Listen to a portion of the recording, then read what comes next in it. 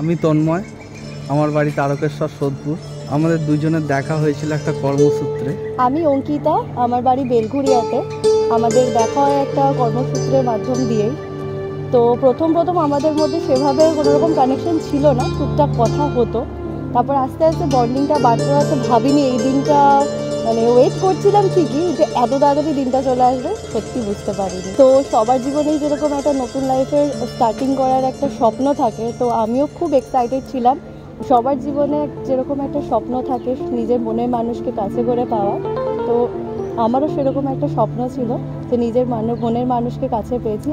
আর আজকে আমার স্বপ্নটা সত্যি হতে চলেছে।